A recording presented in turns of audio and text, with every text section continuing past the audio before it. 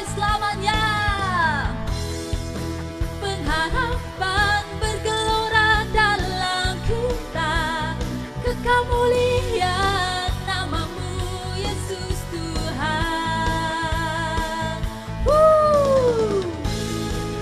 Haleluya.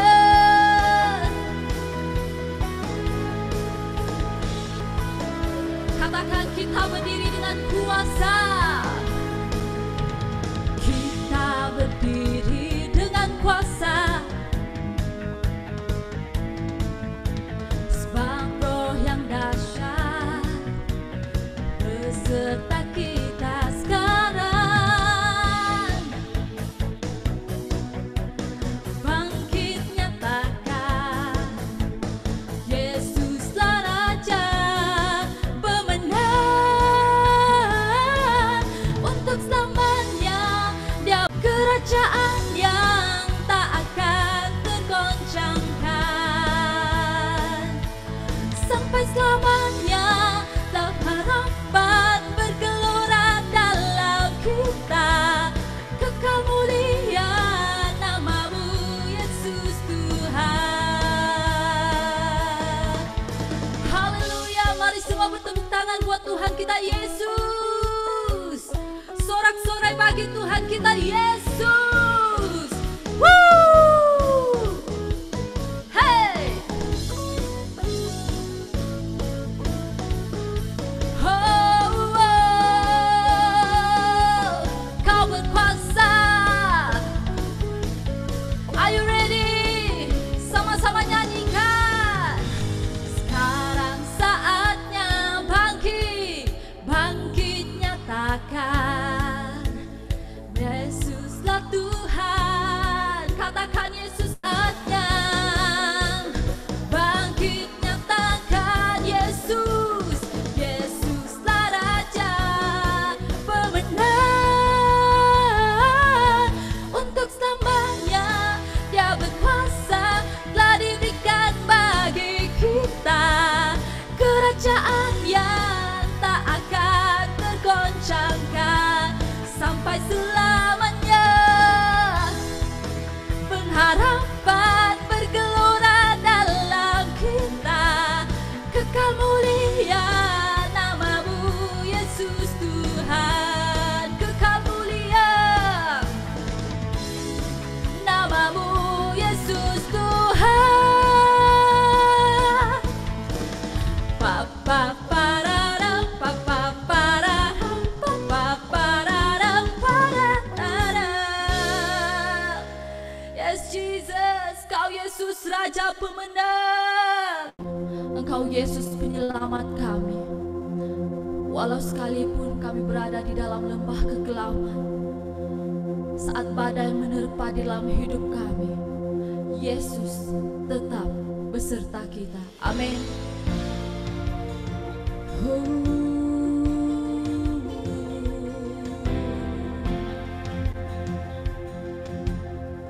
Ini hidup kami, kami serahkan padamu.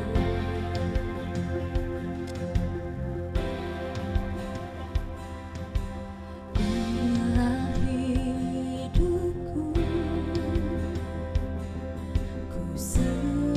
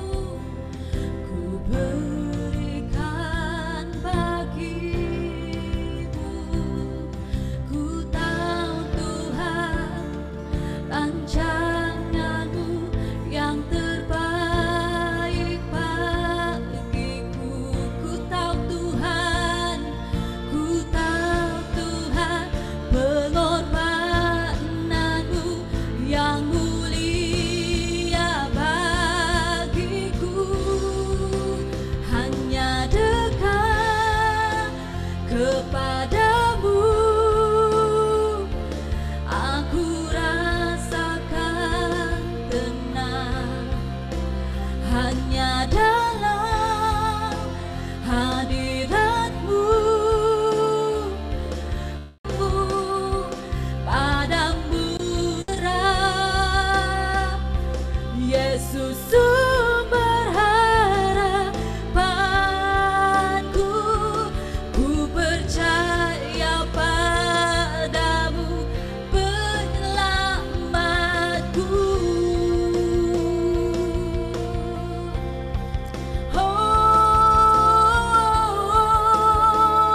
Walau sekalipun Tuhan, walau sekalipun ku berjalan dalam lembah yang kelam, ku tak takut karena Kau besertaku.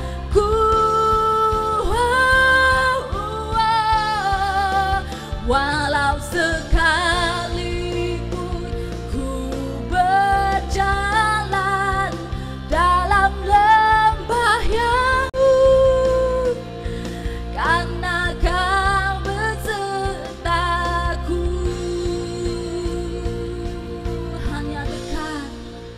Hanya dekat kepadamu. Yes, Jesus. Tenang, hanya dalam hadiratmu. Ku rasakan damai-Mu padamu. Padamu ku berserah, Yesus sumber harapanku. Ku percaya padamu penyelamatku. Padamu kami berserah, Yesus harapanku. Ku percaya padamu penyelamatku.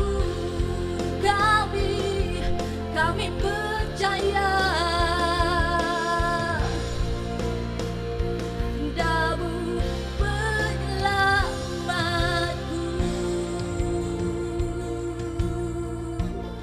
Kami tetap percaya pada Engkau, Yesus. Engkau satu-satunya sumber pengharapan kami. Engkau satu-satunya sumber pertolongan kami, Tuhan. Oh, haleluya. Yes, Jesus. Terima kasih Tuhan Yesus. Terima kasih Tuhan. Haleluya. Haleluya. Saudara-saudari, hari ini saya akan menyambung daripada siri khotbah yang dikhususkan pada bulan ini. Kita khusus berbicara tentang potensi. Nah, dan saya judulkan khotbah saya hari ini adalah full power. Nah, saya suka cogan kata ini adalah saya dapat ini daripada teman sepelayanan kita di sini. Namanya Jovin. Saya satu ketika bersama-sama dengan dia dan dia beri cogan kata full power. Wih, saya suka ini. Sangat memiliki satu message yang luar biasa. Dan kita sebagai orang percaya harus hidup di dalam penuh kuasa Tuhan. Amin. Supaya apa yang kita lalui, apa yang kita lakukan itu bukan ala kadar, tetapi saudara-saudari ia memberi impact yang besar. Amin. Kalau kita mengandalkan kuasa Tuhan, ya, kita itu tidak dapat beroperasi dengan diri kita sendiri, orang Kristen, orang yang percaya Yesus. Tetapi kita itu perlu mengandalkan kuasa Tuhan untuk bekerja melalui kita. Barulah sesudah itu saudara-saudari kita itu dapat memberi kesan, dapat memberikan akibat yang besar. Amin. Jadi oleh sebab itu undanglah Yesus setiap hari dalam hidup kita. Libatkan Tuhan Yesus setiap hari dalam pekerjaan kita. Libatkan Tuhan Yesus setiap hari di dalam apa? Di dalam keluarga kita, dalam studi kita. Amen. Ya kadang-kadang memang tidak dapat dinafikan bahwa kita itu masih lagi di dalam kemanusiaan kita. Kadang-kadang kita rasa lemah. Waktu itulah waktu kita harus sadar memanggil Tuhan Yesus. Katakan kepada Tuhan Yesus, Tuhan Yesus tolong saya hari ini. Berikan kekuatan bagi saya hari ini. Maka selepas itu saudara-saudari saya yakin Yesus melawati kita. Saya ingat sedikit pengalaman saya di masa saya masih kecil. Tahun pertama saya masuk sekolah berasrama. Tahun pertama itu adalah agak sukar karena kebiasaannya dekat dengan keluarga. Tapi tahun pertama perlu dimasukkan ke sekolah berasrama karena distance, karena jarak yang agak jauh. Nah lalu karena pengalamannya kurang, banyak yang meragukan dan menyesuaikan diri. Pada waktu saya tidur di asrama, saya mengalami satu kejadian yang sebelum ini saya tidak pernah alami. Lalu pada waktu saya tidur, saudara-saudari, saya mengalami satu mimpi yang menyeramkan. Ya, sungguh seram sehingga saya merasakan kaki saya sedang ditarik oleh sesuatu pada waktu itu. Dan pada waktu itu saya mengalami keadaan yang sangat-sangat sesak. Sesak nafas, sesak berada di dalam keadaan yang kesesakan. Dan saya bergumul di dalam mimpi itu, saya tahu saya sedang bergumul dengan tenaga saya sendiri, menahan untuk supaya tidak ditarik. Dan pada akhirnya saya panggil nama Tuhan Yesus. Dan pada waktu memanggil nama Tuhan Yesus, saudara-saudari, mimpi itu berhenti di situ saja dan saya merasakan saya ditolong Tuhan.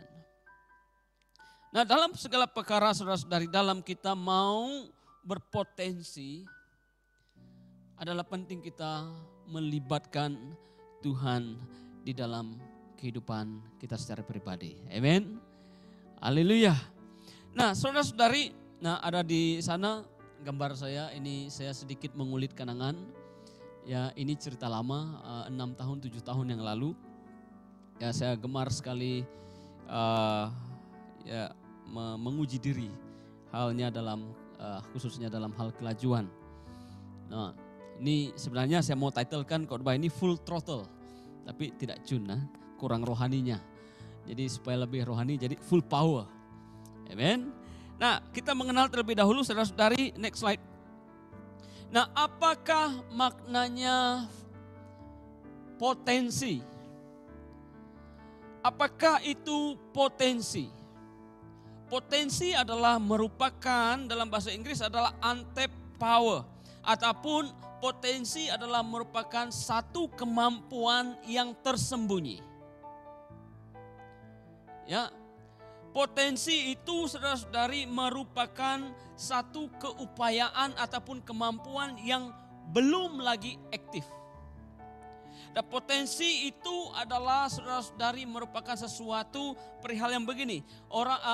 Kamu siapa diri kita itu yang sebenar-benarnya dan tidak satu pun orang yang lain mengetahuinya. Belum lagi mengetahuinya.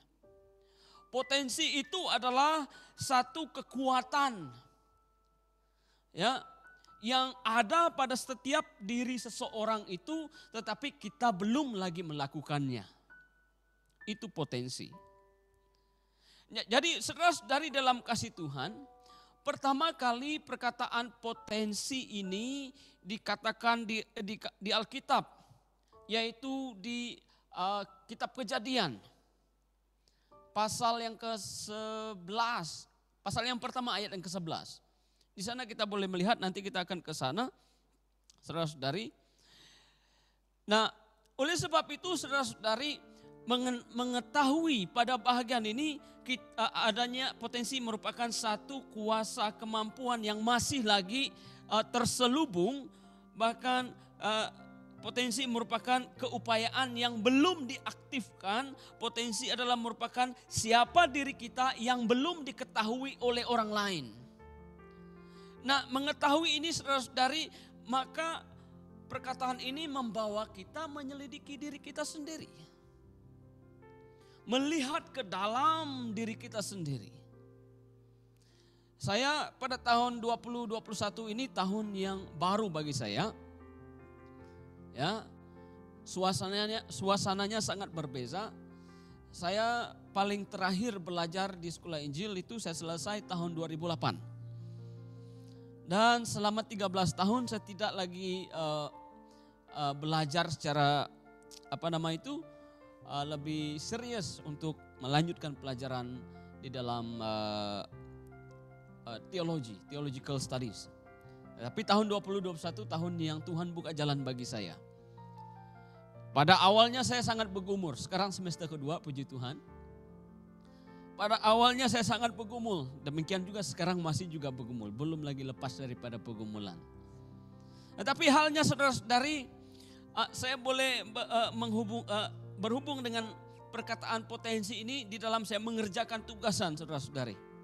Sebelum ini saya khotbah dengan jemaat, khususnya jemaat di BWCC KK, kebanyakannya student. Ya, nasihat, jangan buat assignment lambat-lambat, buat awal. Sekarang saya merasakan hal itu sendiri. Sungguh luar biasa saudara-saudari. Sepertinya saya sedang dipukul oleh apa yang saya pernah sampaikan selama ini. Maka saudara-saudari, saya mengangkat diri saya, mulai mendisiplinkan, mulai mengambil ketetapan untuk saudara-saudari, ya saya perlu melakukan apa yang saya khotbahkan selama ini. Jangan menunda-nunda. Saya discover satu kekuatan di dalam mengerjakan tugasan ataupun assignment. Ya, tapi ini tindakan ini jangan diikut-ikut karena kurang baik. Sebenarnya kita itu memiliki kemampuan. Cuma kemampuan itu harus dikelola dengan bijak, dengan baik dan disusun atur. Nah, pada semester yang lalu saya hanya ambil berapa subjek, 1 subjek, 2 subjek semester lalu saya lupa. Karena masih lagi menyesuaikan diri dengan bagaimana kehidupan sebagai seorang pelajar, maka ya karena tidak banyak subjek ya bolehlah santai-santai. Sedar tidak sedar sudah berada di penghujung semester. Akan tetapi tugasan itu belum dikerjakan. Lalu dikejar oleh rasa urgensi pada waktu itu karena mengejar tarikh akhir. Wah, assignment yang harus dikerjakan 1 semester dikerjakan dalam 1 malam. Potensi itu keluar dalam 1 malam. Gila, jangan dibuat seperti itu kalau kita masih belajar. Nah, tetapi itu merupakan tindakan yang kurang bijak.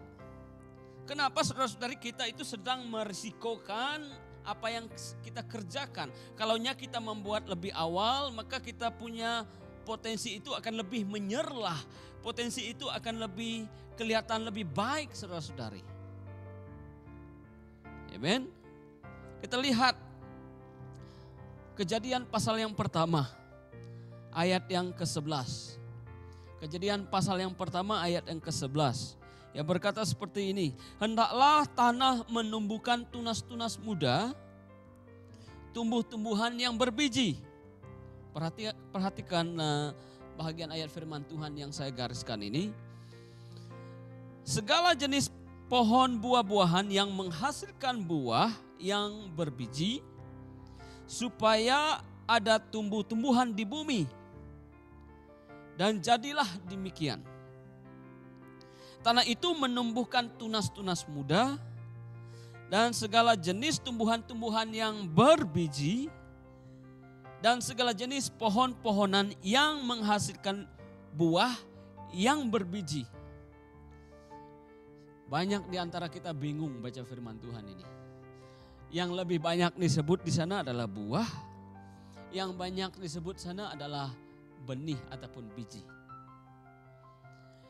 Nah, daripada bahagian ini saudara-saudari, Tuhan dalam konteks firman Tuhan pasal yang pertama ini ayat ke-11 ini, Tuhan sedang menciptakan bumi dan segala isinya.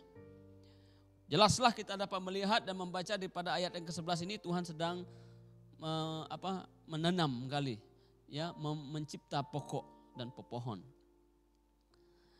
Nah, dikatakan di dalam ayat garisan ini segala jenis pohon buah-buah, ya, perhatikan perkataan buah-buah, menghasilkan buah yang seperti mana? Buah yang berbiji. Ya, buah yang ada bijinya di dalamnya. Nah, firman Tuhan ini diulang kembali di ayat yang ke-12 dan disebut 2 kali. Satu konteks, satu konsep yang sama. Maka wajarlah saudara-saudari ayat 11 dan 12 ini kita perhatikan. Kalau dalam terjemahan bahasa Inggris berkata seperti ini, I have placed the seed in everything in itself. Tuhan berkata, aku telah meletakkan benih segala sesuatu di dalam sesuatu. Amen. Saudara-saudari, firman Tuhan ini memberitahukan, mengajarkan tentang potensi. Di dalam sebiji buah memiliki benih. Amin. Nah, kita lihat slide yang seterusnya.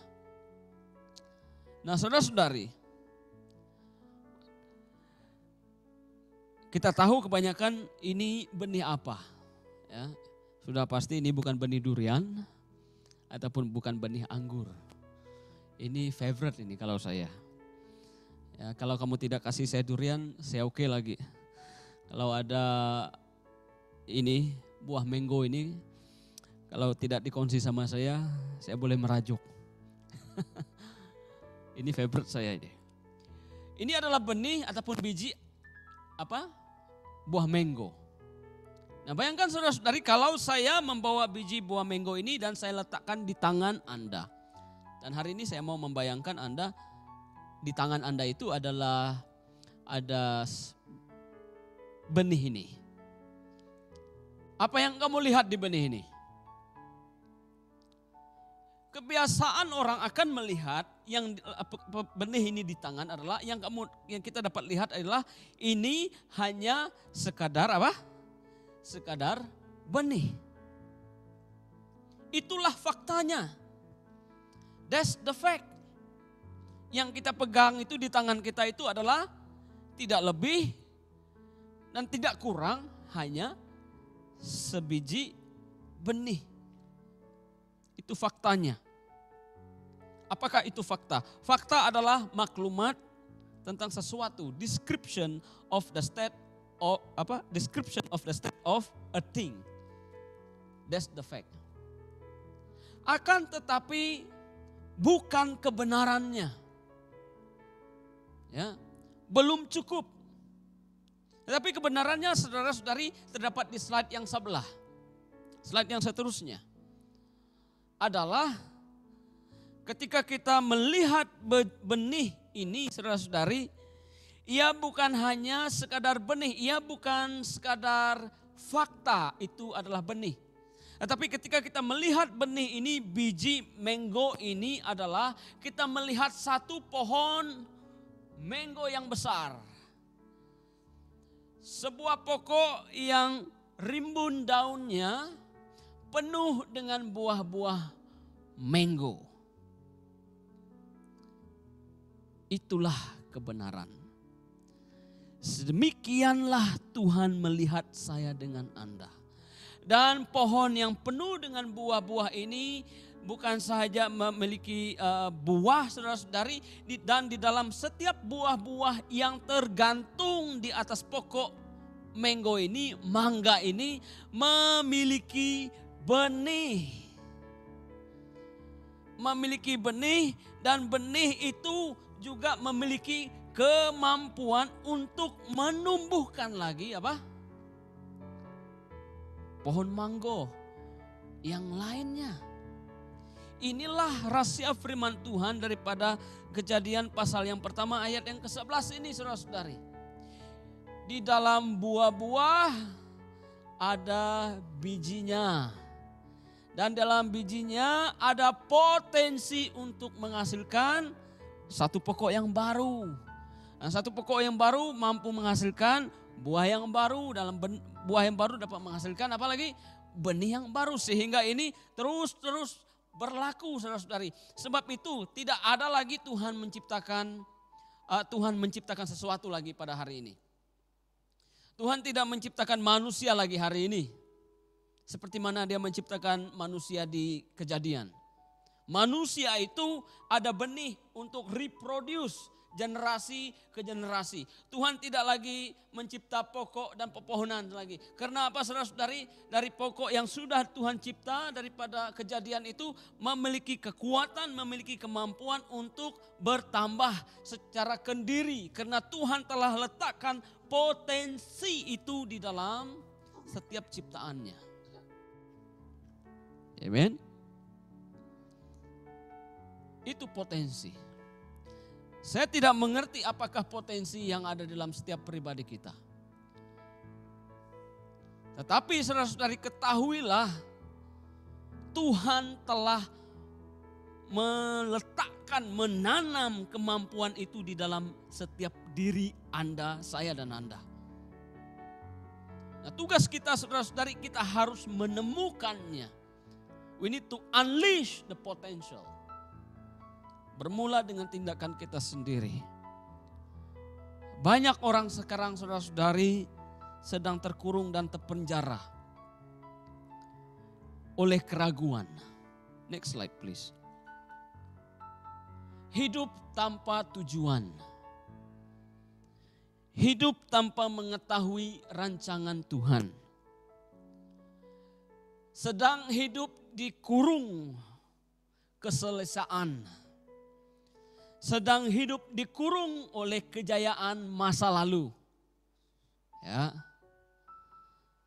Potensi ini, saudara-saudari, meskipun besar tujuan Tuhan di dalam hidup seseorang itu, kalau kita di posisi sedang dikurung. Kalau kita lihat slide yang sebelum tadi itu ada benih, di dalam biji itu ada benih. Kalau biji itu tidak dipotong, maka benih itu tidak akan keluar. Tetapi oleh sebab itu, saudara-saudari, itu kalau tidak dipotong, maka itulah yang sedang membuatkan kita terkurung dan kita tidak dapat unleash, kita tidak dapat membebaskan kemampuan kita. Ada hal yang sedang mengurung kita. Di slide yang seterusnya adalah, saudara-saudari, mungkin kejayaan kita yang lalu.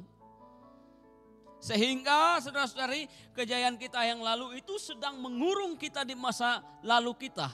Kejayaan kita yang lalu itu tidak dapat membuatkan kita tidak dapat mengeluarkan potensi yang baru, potensi yang lebih besar di hari ini dan di hari yang ke depan. Jadi oleh sebab itu, saudara-saudari, untuk kita lepas daripada kurungan yang mengakibatkan kita itu tidak dapat mengeluarkan potensi, kita perlu kuncinya. Ya, kita perlu buka kunci ini yang mengurung, pagar yang mengurung diri kita daripada mengalami potensi baru. Nah, potensi ini mungkin bermacam-macam. Keselesaan kita, yang mengurung kita ini bermacam-macam. Keselesaan, kejayaan masa lalu. Tetapi kunci membebaskan kita yaitu untuk melepaskan kita daripada kurungan ini, kita mesti menemukan kunci kepada kerajaan Allah. Ya. Kunci ini yang akan membuka rahasia-rahasia yang ada di kerajaan Allah tentang hidup saya dan Anda. Bagaimana kita tahu, saudara-saudari, bahwa hidup kita ini berpotensi besar? Adalah dengan kita mengetahui rancangan Allah di dalam hidup kita. Maka kuncinya adalah firman Tuhan. Amen. Firman Tuhan berkata, where the Spirit of the Lord, there is freedom. Di mana roh Allah itu ada, di sana ada pembebasan. Bagaimana kita menemukan hal itu saudara-saudari? Yaitu dari firman Tuhan. Itu yang terdapat di dalam kerajaan Allah.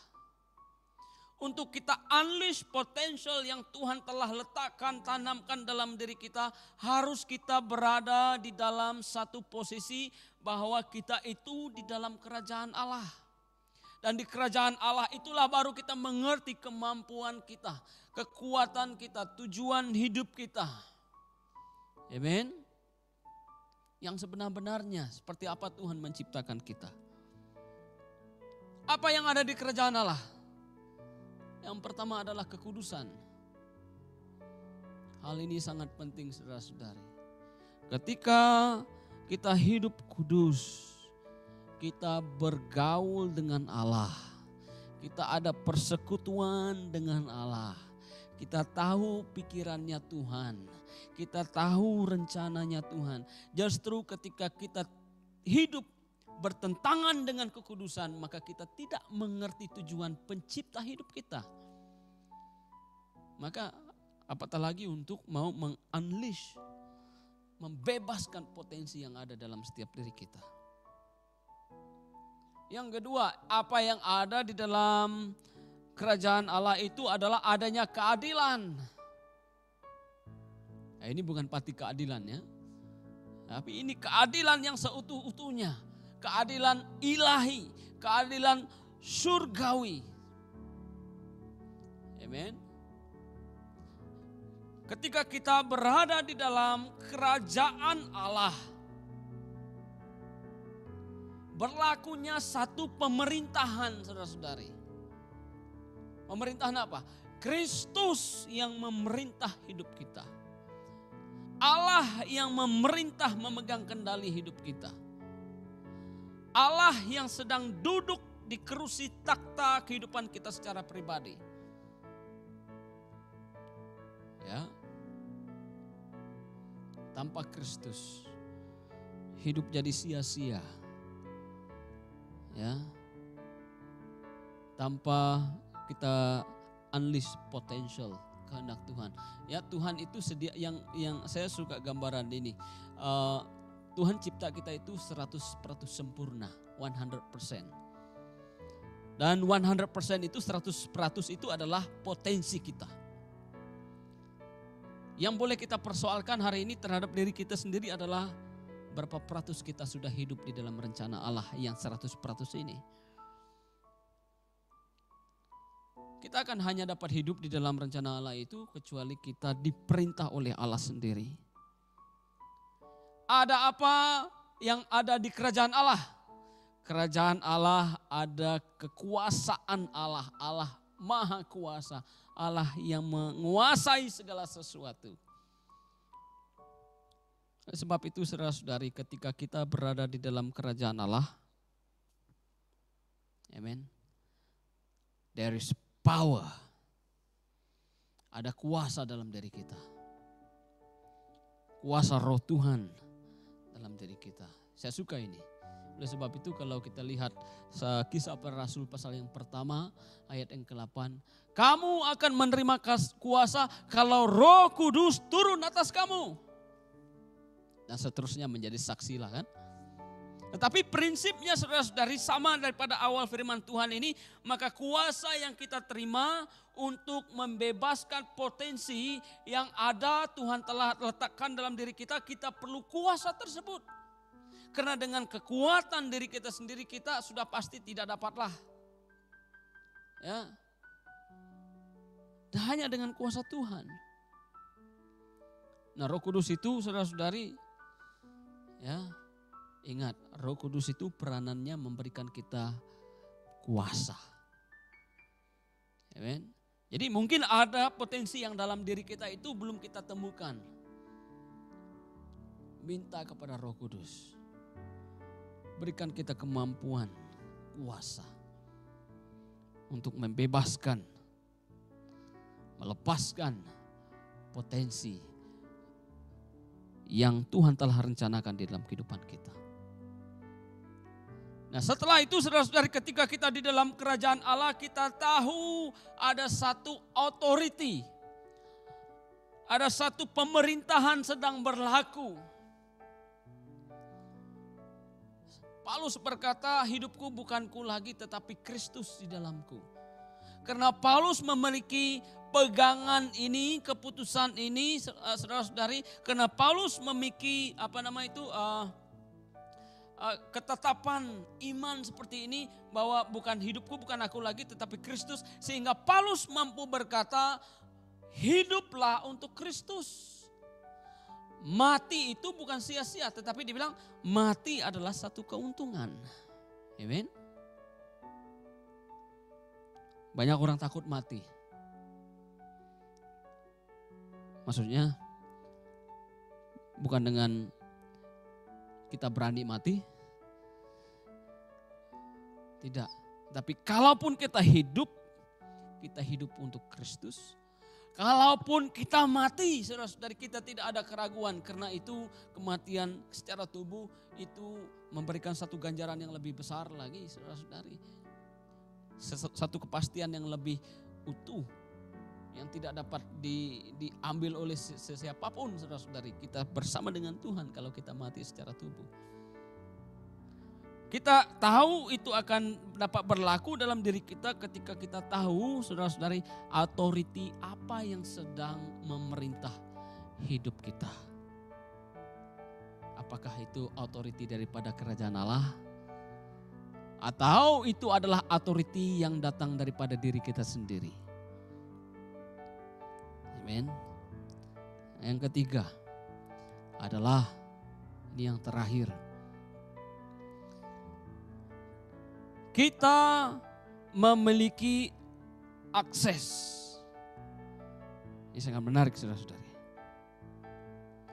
Ketika kita hidup di dalam kerajaan Allah sebagai anak-anak Allah, ya, Bapa kita yaitu Yesus Tuhan, apa yang Tuhan ada itulah milik kita. Kita ada akses kepada janji-janji ilahi di dalam hidup kita. Amen. Itu penting. Nah, kuncinya di mana? Firman Tuhan yang memegang rahasia kerajaan Allah. Untuk kita hidup dapat mengeluarkan potensi dan memaksimalkan potensi kemampuan kita itu, saudara-saudari, hiduplah sesuai firman Allah. Kuncinya di sana. Di luar Allah, di luar Yesus, hidupnya hidup yang mungkin ada keseronokannya, tetapi sementara. Tapi dalam Yesus, saudara-saudari, ia bersifat kekal. Amin. Yesus sedang memerintah di sebelah kanan Allah. Pemerintahan Yesus itu memerintah dalam setiap kita di dalam kekekalan. Maka benarkan Yesus memerintah dalam hidup kita. Baru kita akan mengerti. Ayat yang terakhir saya ingin kongsikan kepada kita yaitu daripada Efesus. Sebagai penutup. Daripada Efesus pasal yang pertama. Ayat yang ke-18. Efesus pasal yang pertama ayat yang ke-18 berkata seperti ini. Dan supaya ia menjadikan matamu terang. Supaya ia menjadikan mata hatimu terang, agar kamu mengerti pengharapan apakah yang terkandung di dalam panggilannya. Betapa kayanya kemuliaan bagian yang ditentukan bagi orang-orang kudus. Betapa hebat kuasanya bagi kita yang percaya sesuai dengan kuasanya. Perhatikan sekali lagi firman Tuhan ini, saudara-saudari, dengan baik. Dan ia menjadikan mata hatimu terang, agar kamu mengerti pengharapan apakah yang terkandung. Perhatikan, pengharapan apakah yang terkandung. Perkataan terkandung itu sedang tersimpan. Perkataan terkandung itu memberi kita gambaran bahwa ia berada di dalam. Ya, kalau seorang ibu mengandung, ada sesuatu di dalamnya, ada benih di dalamnya, ada satu kehidupan di dalamnya terkandung. Apa yang terkandung dalam panggilannya, hidup kita sebagai orang percaya itu memiliki satu kandungan di dalam panggilannya adalah apa? Betapa kayanya kemuliaan bahagian yang ditentukan bagi orang kudus. Wow. Ada kemuliaan Tuhan luar biasa saudara-saudari. Haleluya, ayat yang ke-19. Betapa hebatnya kuasa. Orang yang seperti ini adalah orang yang mengerti pengharapan panggilan dalam Yesus. Potensi setiap kita itu akan keluar saudara-saudari ketika kita berharap pada Yesus. Mengenal rahasia-rahasia yang terkandung dalam firman Tuhan. Ada sesuatu yang sedang berada dalam diri kita ini. Yang sedang kita kandungkan. Amen. Maka perlu ada satu keluar. Seorang ibu untuk melalui proses melahirkan, melalui satu proses yang cukup memeritkan. Sakit, apalagi kalau dia bersalin secara normal. Dan tidak juga dinafikan kalau dia bersalin dengan cara cesarean. Ya perlu ada bekas potongan yang harus dilakukan. Saudara-saudari, jangan terkejut kalau kita melalui keadaan-keadaan seperti ibu yang sedang mau melahirkan. Bertahanlah di sana. Peganglah tangan Tuhan. Peganglah, japailah tangan Tuhan. Berjalanlah di dalam langkah-langkah Yesus melangkah di sana kamu letak kaki. Jangan lepaskan Tuhan pada waktu perit ini saudara-saudari, jangan lepaskan Tuhan. Karena saudara-saudari ketika bertahan dalam penderitaan seperti ibu yang sedang melahirkan adalah menjanjikan satu kuasa, potensi, kemampuan. Saya punya 2 anak saudara-saudari. Saya orang takut darah. Setiap kali tengok darah saya mau pingsan. 2 anak saya lahir, 2 saya ada di labor room. The experience waktu ada di labor room itu luar biasa. Karena kita melihat, wow Tuhan Engkau sungguh amazing. Daripada satu kehidupan keluarnya ke satu kehidupan yang membahagiakan. Kalau kita sedang diperhadapkan dengan satu kesengsaraan pada saat hari ini, ketahuilah ada satu potensi yang ada di sana yang Tuhan mau keluarkan di dalam hidup kita. Amen. Andalkan Tuhan Yesus. Haleluya. Mari saudara-saudari saya mengajak kita merenung firman Tuhan dalam sikap doa kita. Haleluya Tuhan Yesus. Haleluya, selesai sudah ibadah online kita pada minggu ini. Kita ada beberapa highlights. Yang pertama ialah Jom Pray Together yang akan diadakan pada setiap hari Rabu pada pukul 8 malam. Link boleh didapatkan daripada leader gereja masing-masing. Yang kedua ialah Tithes and Offering. Anda boleh salurkan persembahan anda secara online transfer ke akaun yang tertera di skrin anda pada saat ini. Jangan lupa untuk kongsikan resip transaksi kepada bendahari gereja cabang masing-masing. Itu sahaja highlights untuk minggu ini. Terima kasih, Tuhan memberkati. Stay home, stay safe. Jumpa lagi minggu hadapan.